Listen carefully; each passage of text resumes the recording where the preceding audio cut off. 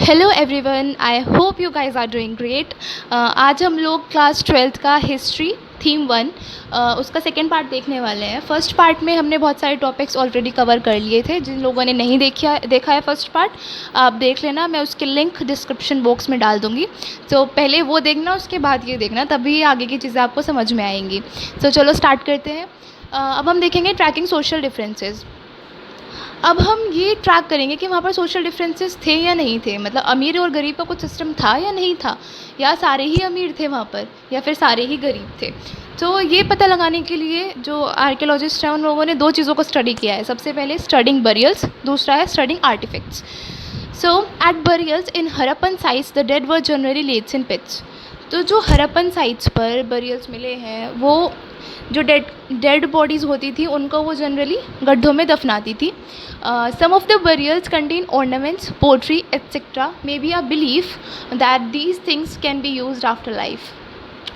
सो कुछ बरियल्स में हमें ऑर्नामेंट्स मिले हैं, पोट्री मिली है, डिफरेंट टाइप की पोट्री वगैरह मिली है, and may be a belief that these things can be used after life. और हो सकता है ये उन लोगों का एक बिलीफ हो, एक मानना हो कि ये जो चीज़ें है ये आफ्टर लाइफ में उन लोगों के काम आएंगी और वो लोग आफ्टर लाइफ में इन चीज़ों को यूज़ करेंगे। Jewelries were found in both men and women burials, which mean that both men and women used ornaments. तो जो ज्वेलरीज थी, जो ऑर्नामेंट्स वगैरह थे, वो दोनों के ही बरियल्स में मिला है, मैन के भी और वेमेन के भी। जिसका मतलब ये हुआ कि दोनों ही ऑर्नामेंट्स का इस्तेमाल करते थे, दोनों ही मतलब ज्वेलरीज वगैरह पहनते थे और इस्तेमाल करते थे उनका। But in general Harappan never believed in burying precious things with the dead. But उन्होंने कभी जनरली हरप्पन ये चीज़ बिलीव नहीं करते थे कि मतलब डेड के साथ कुछ प्रेशियस थिंग्स को दफनाने में इन लोगों ने कभी, मतलब ये रिवाज नहीं था वहाँ का। ऐसा नहीं था कि हर डेड के साथ वो लोग प्रेशियस थिंग को दफना रहे हैं, ऐसा नहीं था। कुछ कुछ मतलब करते थे ये लोग चीज़ें और कुछ नहीं करते थे, कभी कभी कर देते थे और कभी कभी नहीं करते थे। तो ये एक रिवाज नहीं था वहाँ का। अब हम दूसरी चीज़ देखते हैं, स्टडिंग आर्टिफैक्ट्स। दूसरा तरीका जो था पता लगाने का वो था स्टडिंग आर्टिफैक्ट्स, आर्टिफैक्ट्स को स्टडी करके। सो जो आर्टिफैक्ट्स थे वो दो चीज़ों में डिवाइड कर रखे थे, यूटिलिटेरियन और लग्जरीज़। अब लग्जरीज़ से आपको पता चल ही रहा होगा, मतलब ऐसी चीज़ें जो बहुत ज़्यादा मेहनत लगती थी जिसको बनाने में, और बहुत ज़्यादा डिफ़िकल्ट था बनाने में, और बहुत रेयरली मिलता था। यूटिलिटेरियन वो चीज़ें होती हैं जो डेली यूज़ में आती हैं, मतलब जो हमें डेली काम में हेल्प करती हैं, कुछ सामान हो गया या बर्तन वगैरह हो गए, ये सब चीज़ें।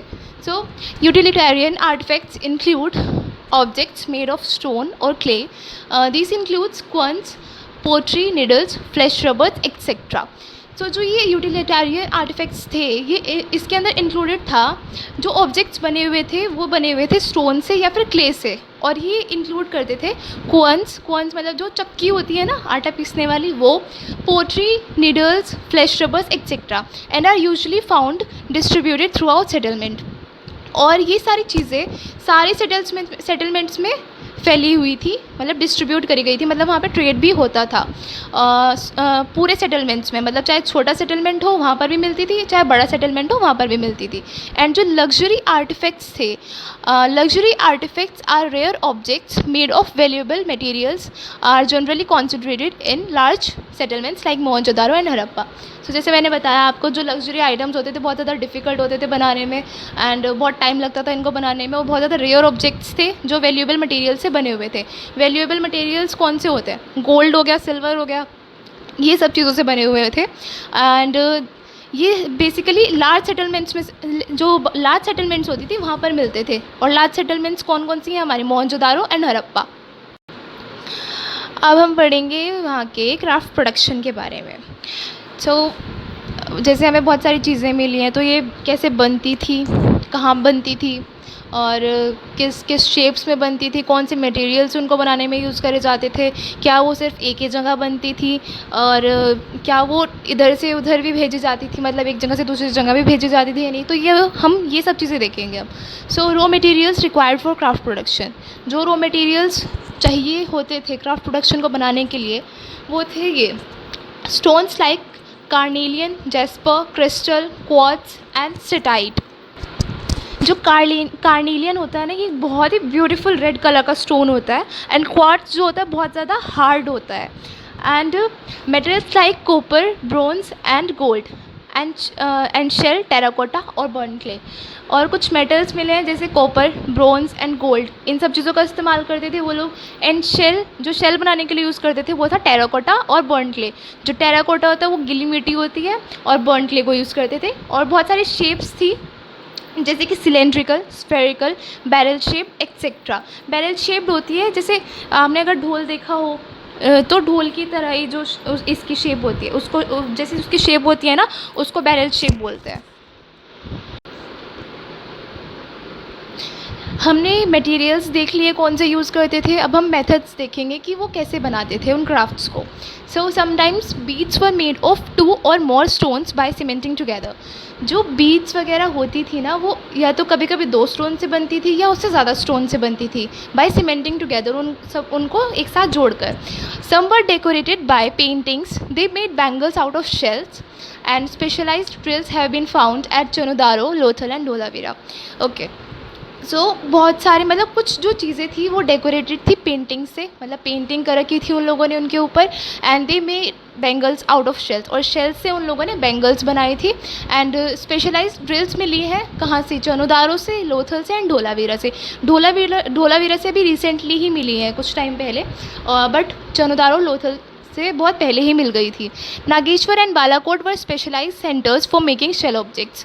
जो नागेश्वर एंड बालाकोट है, ये मैंने आपको स्टार्टिंग में भी बताया था कि जो नागेश्वर एंड बालाकोट है ये स्पेशलाइज्ड सेंटर्स हैं शेल ऑब्जेक्ट्स को बनाने के लिए, बहुत स्पेशलाइज्ड सेंटर्स हैं। एंड जो चनुदारो है वो सेंटर है क्राफ्ट प्रोडक्शन का। अगर ये 1 मार्क में आ जाए कि सेंटर ऑफ क्राफ्ट प्रोडक्शन कौन सा है, तो आप लिख देना Chanhudaro. And specialist in bead making, shell cutting and metal working.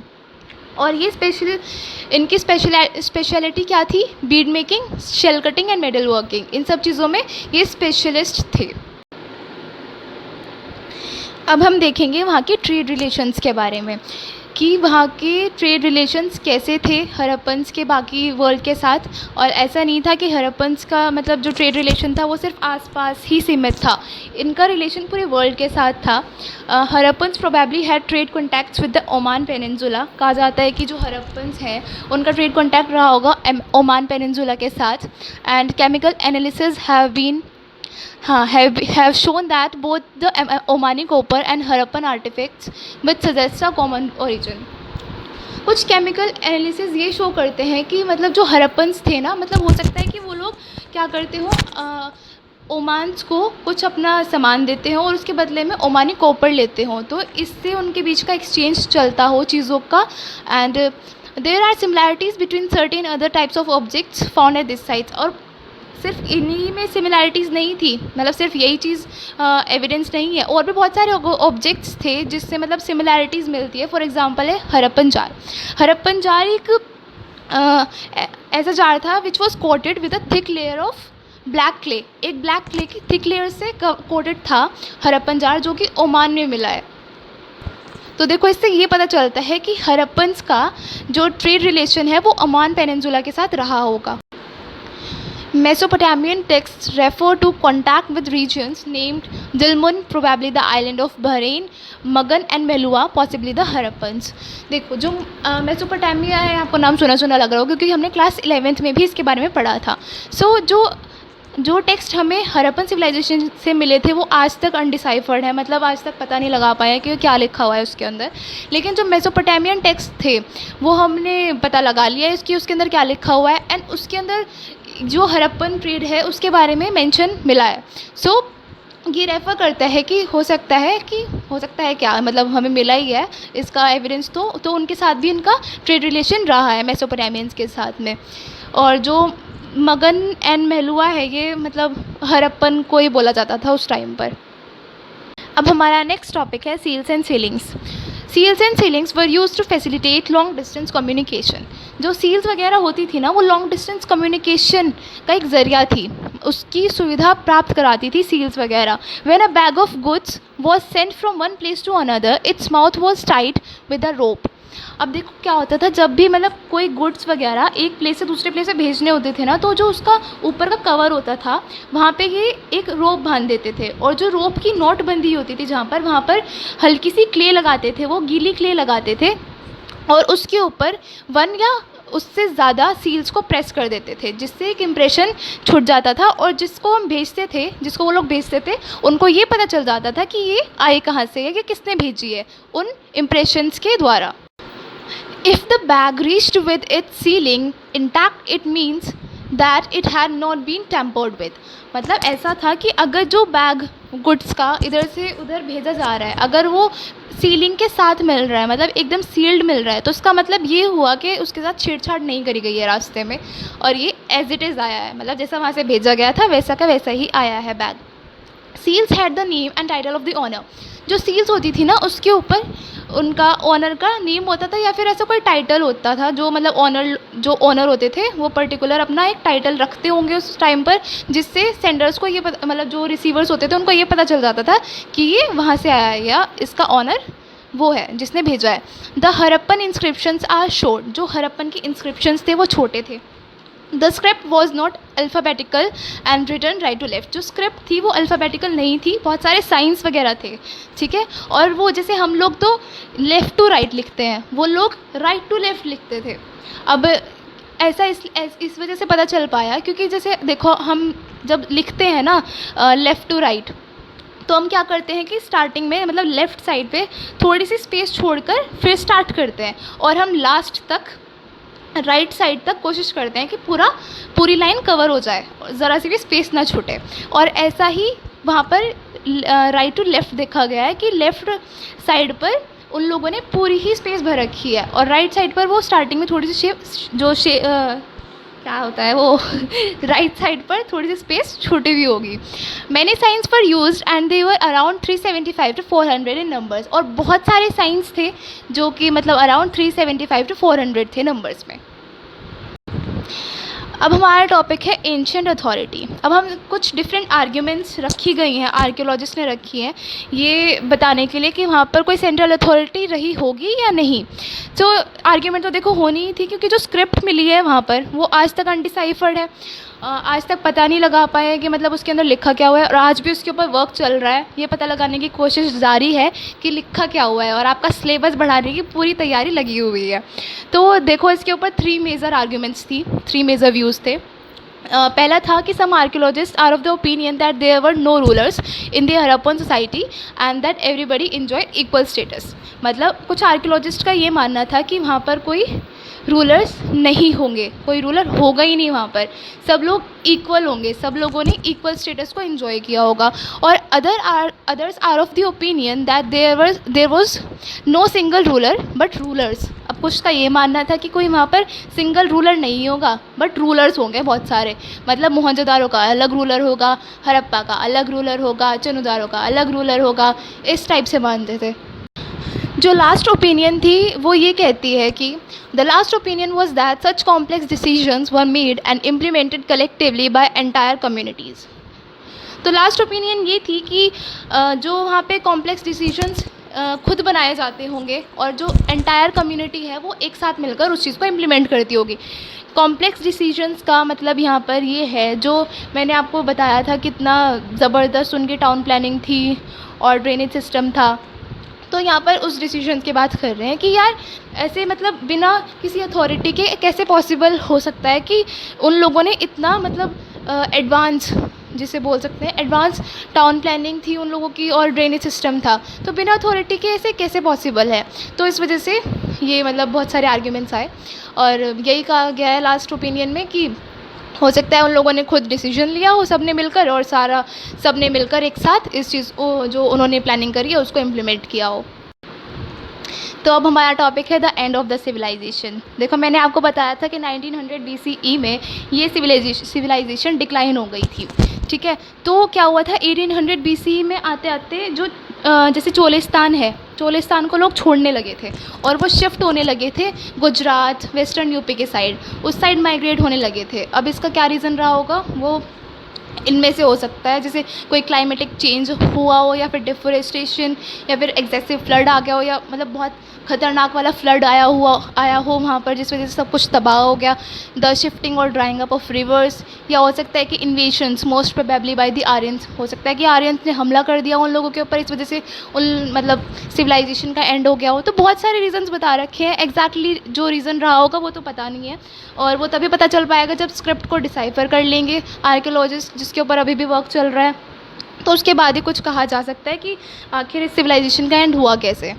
जो मतलब 1900 बीसी मतलब आते आते क्या हुआ था, जो बहुत सारे घर थे ना वहाँ के, वो भी ख़राब होने लगे थे। जो भी हाउस टेक्निक्स वगैरह थी सब ख़राब होने लगी थी, जो हाउस कंस्ट्रक्शन टेक्निक्स थी सब कुछ ख़राब होने लगी थी।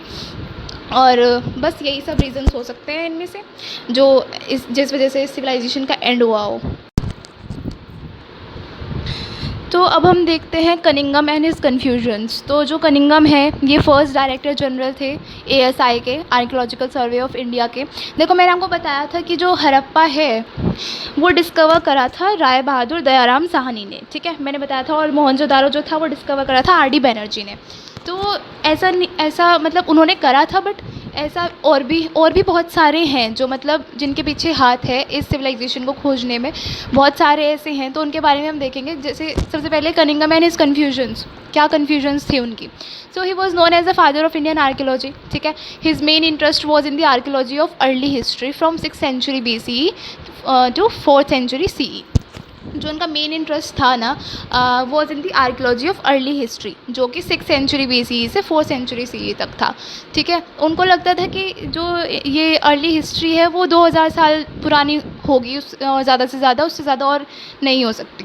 लेकिन ऐसा नहीं था, मतलब क्योंकि जो ये सिविलाइजेशन है 5000 साल पुरानी है, उनको इस चीज़ का अंदाज़ा नहीं था। He used the accounts left by Chinese pilgrims who had visited the subcontinent between the 4th and 7th century CE।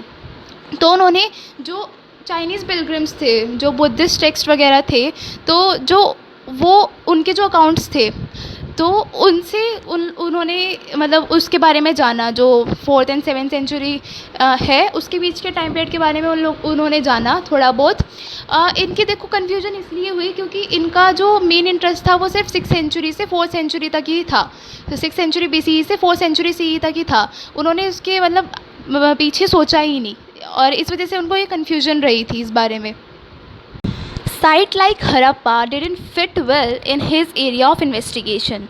कैसे बैठेगी फिट इन्वेस्टिगेशन में उनकी, क्योंकि उनका जो एरिया था इन्वेस्टिगेशन का वो उस टाइम का था जो मतलब इससे मतलब दूर दूर तक कहीं मैच ही नहीं कर रहा था। An Englishman gave a Harappan seal to Cunningham.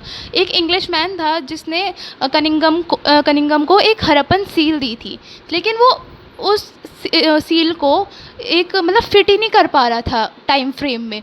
But he was unable to place it in the time frame with which he was familiar, क्योंकि जिस टाइम पीरियड से वो फेमिलियर थे उस टाइम पीरियड में इस सील को वो कहीं मैच ही नहीं कर पा रहे थे, कहीं फिट ही नहीं हो रही थी वो सील दूर दूर तक। So he miss the significance of Harappa. तो इस वजह से उनका मतलब हड़प्पा मतलब इस वजह से वो नहीं जान पाए, उसके बारे में और चीज़ उनको नहीं समझ आई, और यही उनकी कन्फ्यूजन थी। अब नेक्स्ट टॉपिक है different methods adopted by Marshall and wheeler.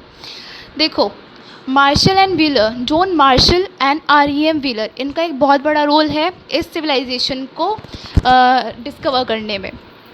तो Dayaram Sahni and Rakhaldas Banerjee found similar seals at Harappa and Mohenjodaro respectively. जो दयाराम साहनी थे एंड जो RD बैनर्जी थे, मतलब रखलदास बैनर्जी जो थे, उनको सिमिलर सील्स मिली जो कि हड़प्पा और मोहनजोदारो की थी।